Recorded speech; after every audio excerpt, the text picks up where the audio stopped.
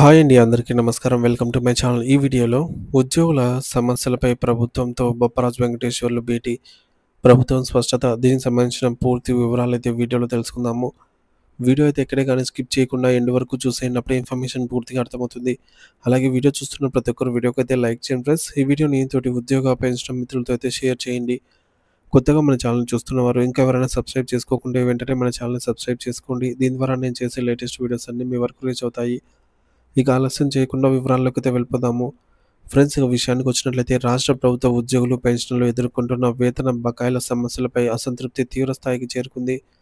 Pay revision commission PRC ఆలస్యం అవుతుండడంతో పాటుగా కరువు భత్యం, డిఏ మరియు మధ్యంతర భృతి ఐఆర్ చెల్లింపులు నిలిచిపోవడం ఉద్యోగులకు పెద్ద భారంగా మారిందని ఉద్యోగ సంఘాల నేతలు బొప్పరాజు వెంకటేశ్వర్లు ప్రభుత్వానికి స్పష్టం చేశారు.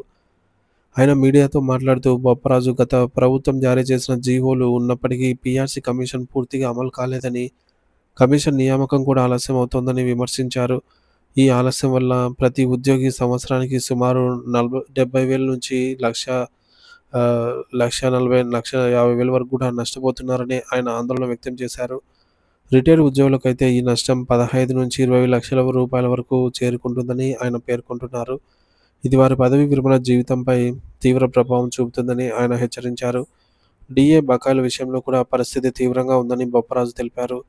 2024 జనవరి 1 నుంచి ఇప్పటి వరకు మొత్తం 10.64% డిఏ పెండింగ్లో ఉందని, దీనివల్ల లక్షలాది మంది ఉద్యోగులకు ఆర్థిక ఇబ్బందులు ఎదురవుతున్నాయని ఆయన వివరించారు. నిత్యావసర వస్తువుల ధరలు ఆకాశాన్ని అంటుతున్నటువంటి ఈ తరుణంలో డిఏ చెల్లింపులు ఆలస్యం కావడం ఉద్యోగులకు మరింత కష్టతరంగా మారిందని ఆయన అన్నారు.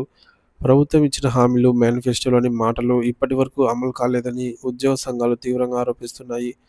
ఉద్యోగుల సంక్షేమం పట్ల ప్రభుత్వానికి చిత్తశుద్ధి లేదని ఇది నిరూపిస్తోందని వారు అభిప్రాయపడ్డారు. ఈ నేపథ్యంలో బొప్పరాజు ప్రభుత్వాన్ని కొన్ని కీలక డిమాండ్లు అయితే చేశారు.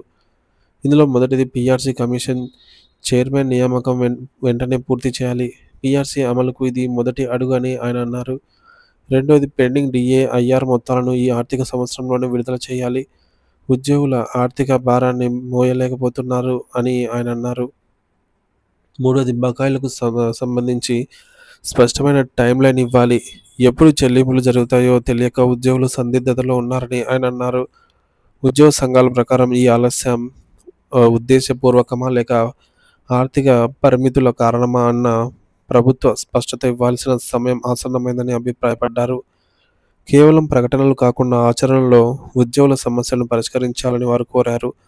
ప్రభుత్వంతో నేరుగా చర్చలు జరిపే అవకాశం ఇవ్వాలని, మధ్యవర్తిత్వం లేకుండా డైలాగ్ కమిటీ ఏర్పాటు చేయాలని వారు డిమాండ్ చేశారు. ఈ మేరకు ఉద్యోగుల సమస్యలను నేరుగా ప్రభుత్వం దృష్టికి తీసుకెళ్లి సమగ్ర పరిష్కారం కనుగొనడమే ఈ కమిటీ ఏర్పాటు వెనుక ఉన్నటువంటి ప్రధాన ఉద్దేశమని వారు వివరించారు. ఉద్యోగుల న్యాయమైన డిమాండ్లు వెంటనే పరిష్కరించి వారిలో నెలకొన్న అసంతృప్తి తొలగించాలని అయితే వారు ప్రభుత్వాన్ని కోరారు.